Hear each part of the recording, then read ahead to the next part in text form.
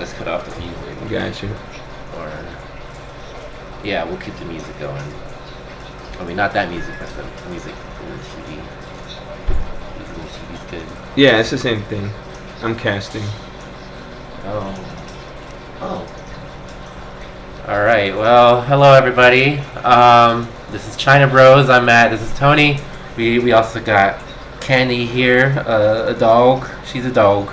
A black lab, right? Yes, Black lab mix. Yeah, she's adorable, and we love her.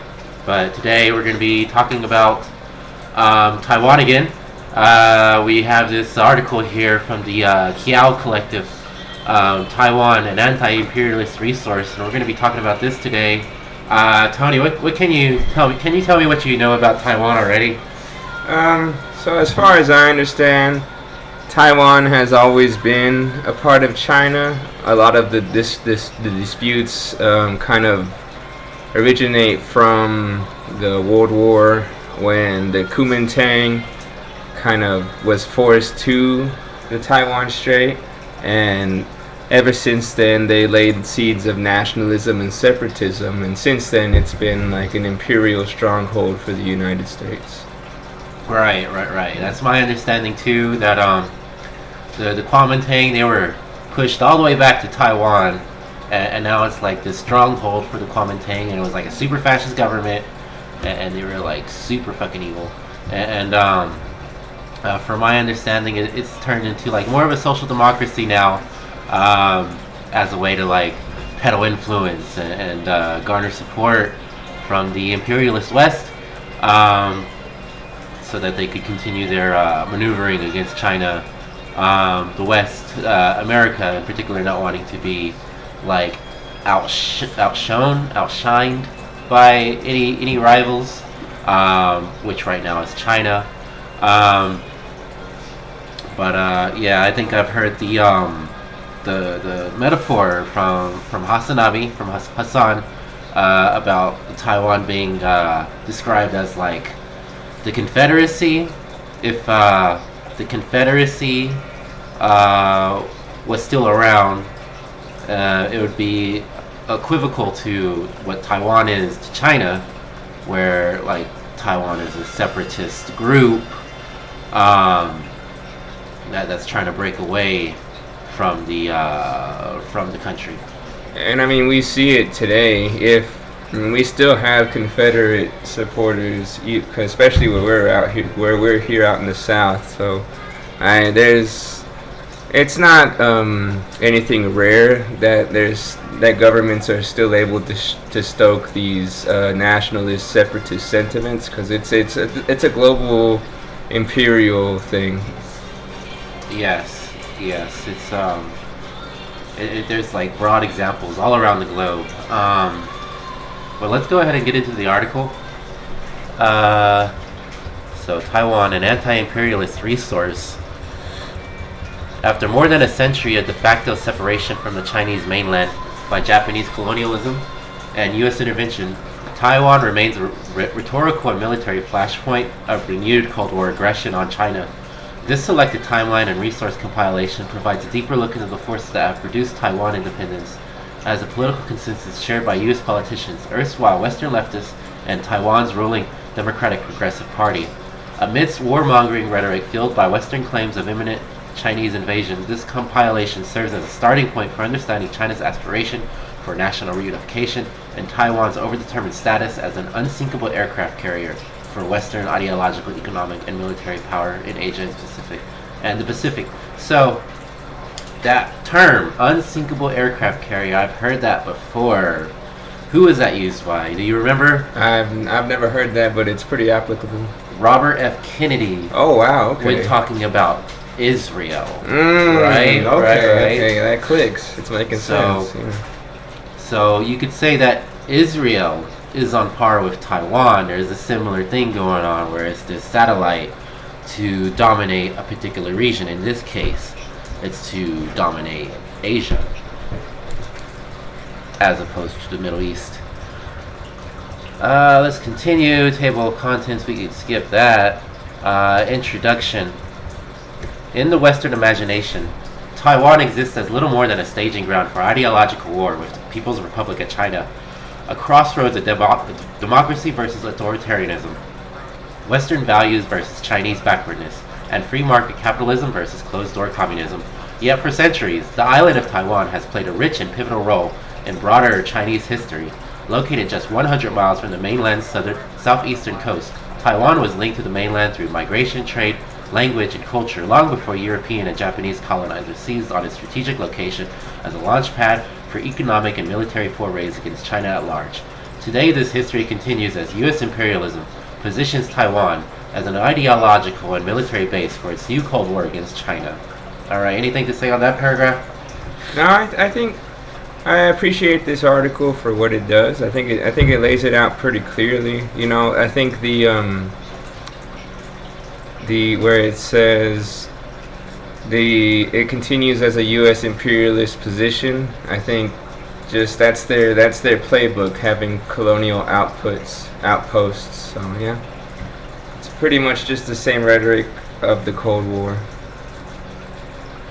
Right. I like how they started out at the beginning where they lampoon like the propagandized like American narrative where they're like this like force of good, and China's this force of evil. Yeah. Like it's this Manichaean viewpoint Very Manichaean. of good versus evil, capitalism versus communism, democracy versus authoritarianism. Right? Like that's how people are conditioned to like view things as. That's like the Western perspective. And like in the later paragraph, it really like shows it as like just a game of dominance, you know, just a game of Risk. You know, if you ever played Risk, Yeah. like that's really what it is. It's like positioning where you could control and dominate. Let's continue. So Taiwan's separation from the Chinese mainland began in 1895. When the Qing government was forced to cede Taiwan to Japan after its defeat in the First Sino-Japanese War. While Japan's surrender at the end of World War II legally restored Chinese sovereignty over Taiwan, the Chinese Civil War and the global Cold War once again rendered Taiwan an instrument for imperial ambitions against China. For the ascendant post-war United States, the 1949 establishment of the PRC under the Communist Party of China marked the loss of China, a blow that was partially recouped by propping up the fleeing Chiang Kai-shek government in Taiwan as Free China. In 1950, as the U.S. waged war to prevent the socialist unification of Korea, President Harry Truman dispatched the U.S. Navy's 7th Fleet to the Taiwan Strait to similarly foreclose the possibility of a unified socialist China. The legacy of that militarized division remains today, as the U.S. enforces the separation of China from the PRC through multi-billion-dollar arms sales, menacing war games, and a concerted propaganda drive which together undermine the possibility of peaceful reunification.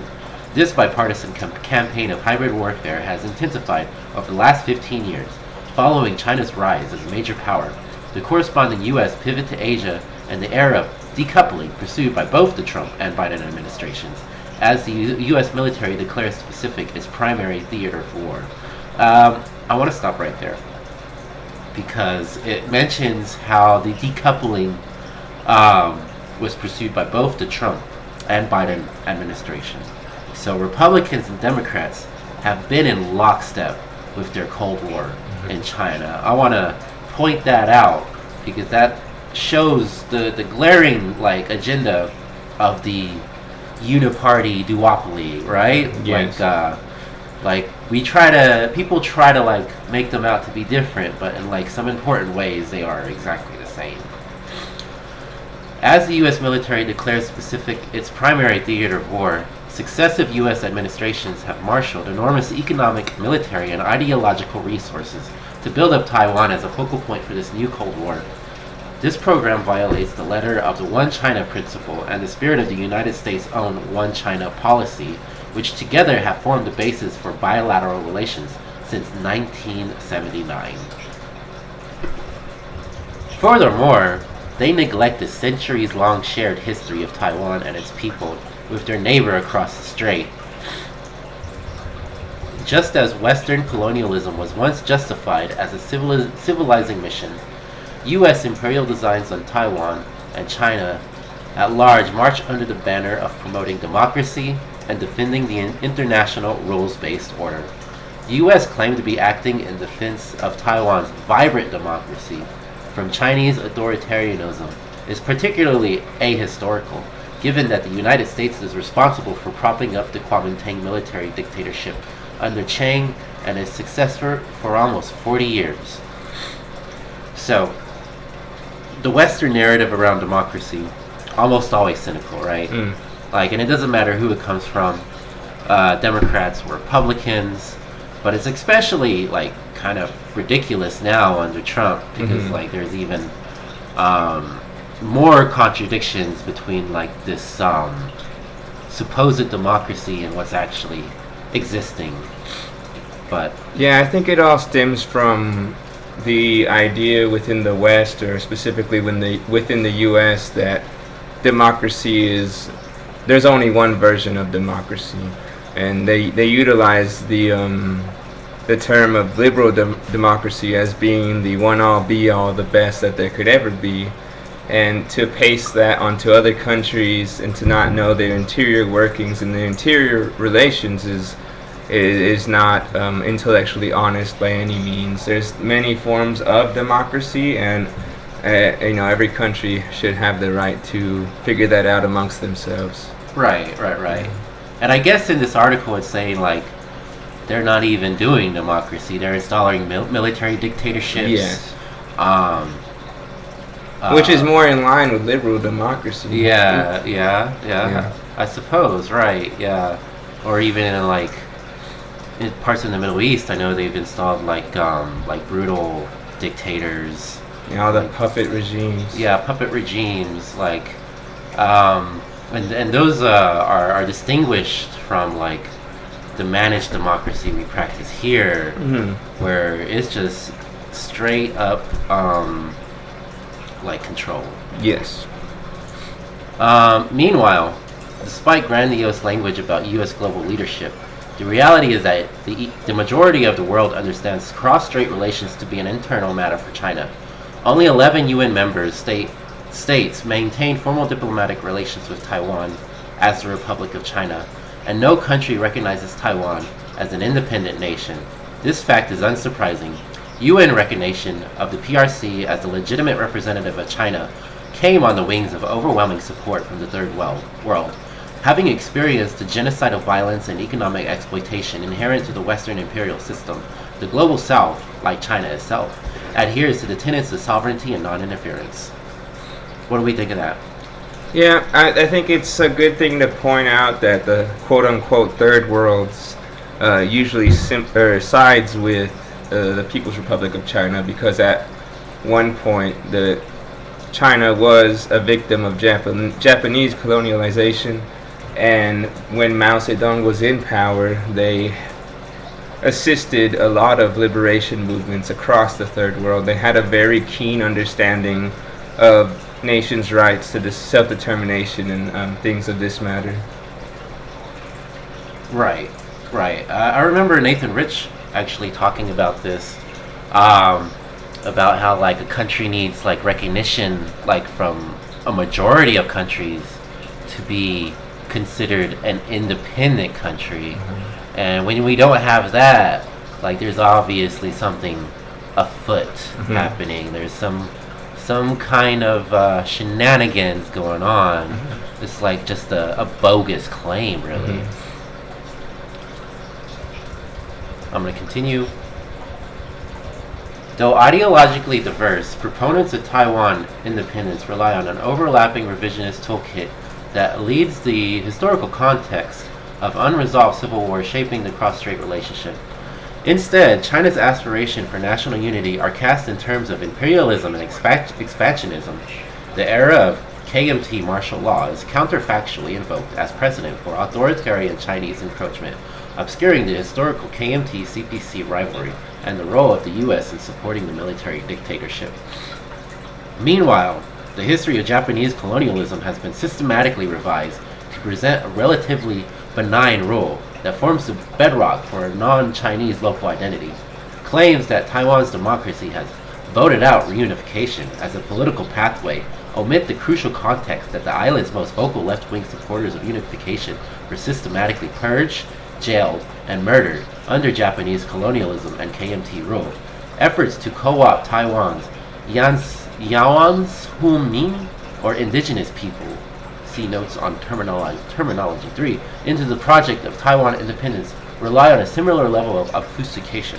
Despite the separatist camp's appropriation and decolonial rhetoric, Yaoans Humin have historically been apathetic towards the pro-independence Democratic Progressive Party, DPP, and in spite of attempts to stake Taiwan's separatism to a schema of ethnic difference, official demographics list 95% of Taiwan's population as being Han Chinese, the majority ethnic group of the Chinese mainland. So I see a relation here to something they're trying to do to, like, Mexican Americans, right?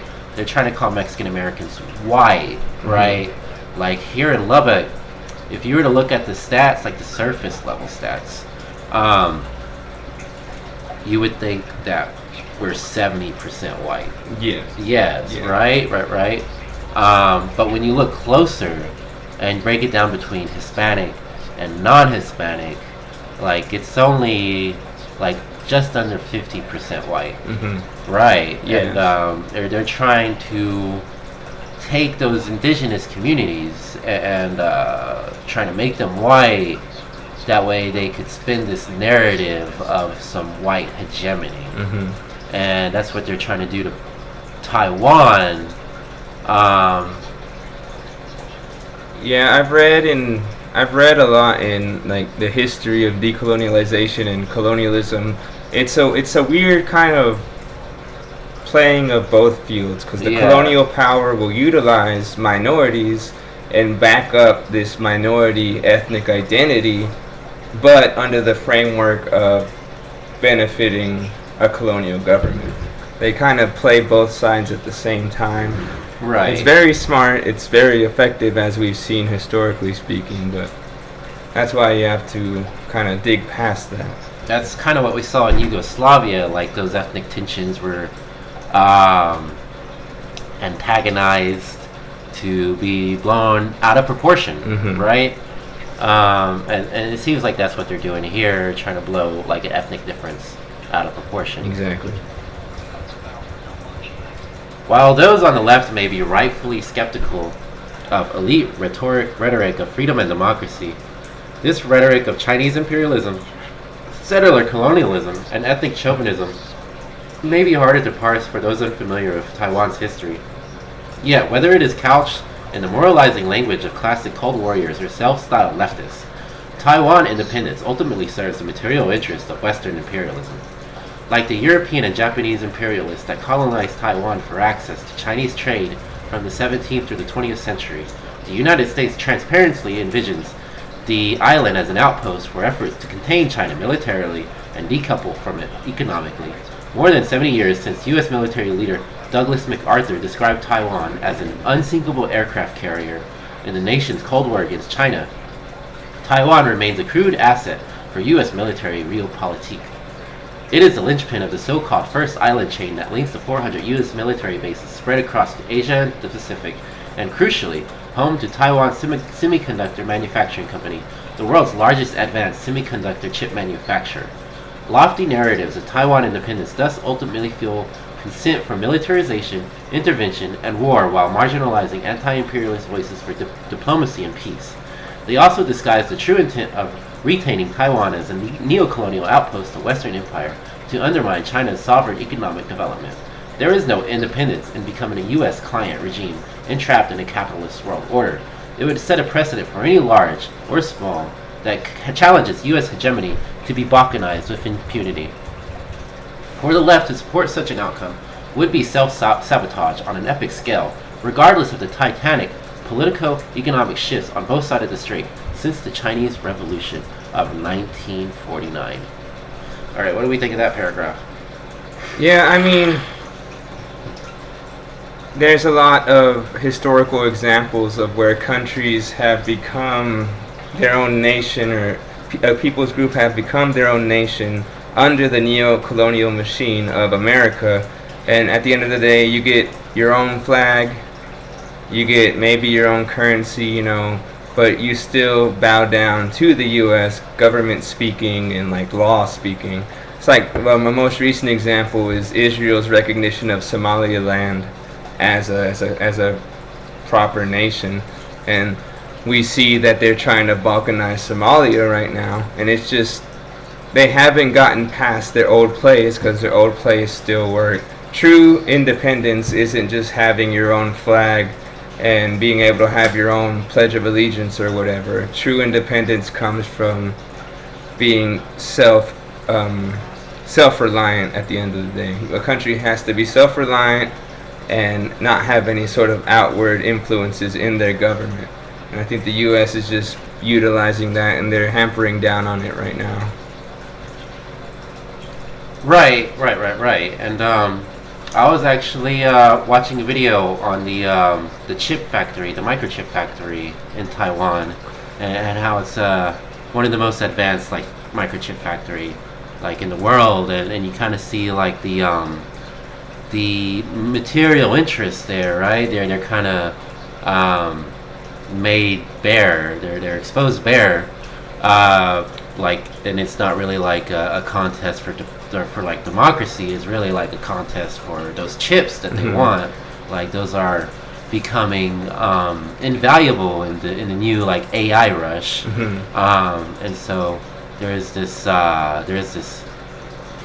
agenda, this hidden agenda. Yes. It's like that BBC article we just read. They were really focusing on Taiwan and the chips. Like, if China attacks Taiwan, we lose the chips. You know, that kind of narrative of like, right. We can't lose the chips. right. Just like Middle East intervention over oil. Now we have, instead of oil war, we have microchip war, AI war. Oh, that sounds scary. AI war, yeah, right? I don't like the idea of that. I don't know about that one.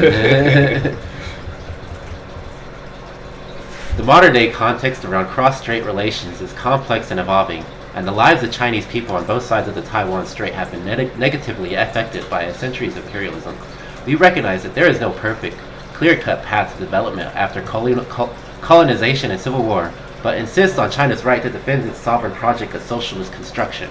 Cross-strait relations should be debated and resolved on Chinese terms and in Chinese dialogues only. They should not be used as a crude ammunition in the U.S.-led geopolitical assault on China.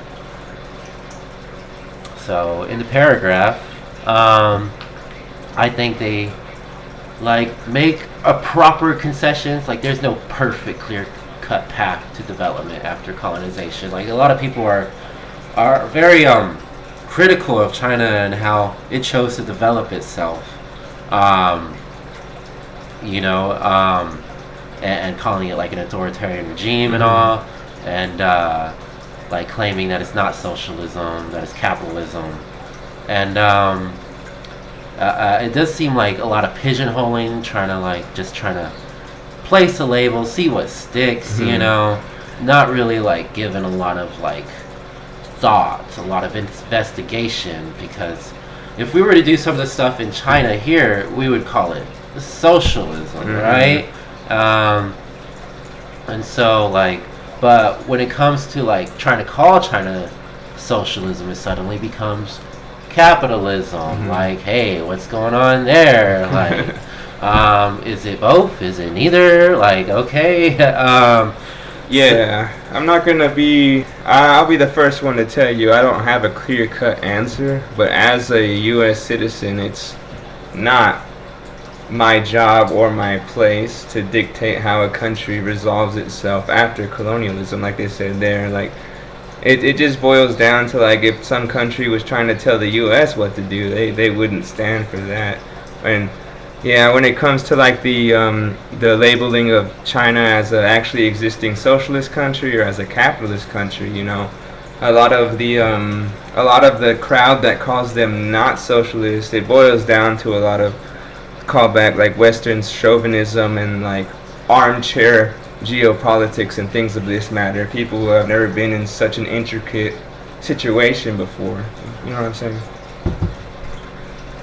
Right. So yeah, any would-be researcher would be highly recommended to, get both sides of the story and take on a dialectical approach to research and trying to see both sides, not really like just giving the Western like narrative,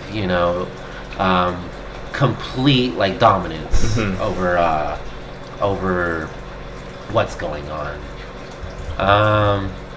That's the end of that section. I think that was pretty good. Yeah, it's a pretty. The timeline goes all the way from 15,000 years ago to like 2020. So if you want to cut it here, and maybe like. Yeah, let's go ahead and go over the timeline in the next one and wrap this one up. Yeah.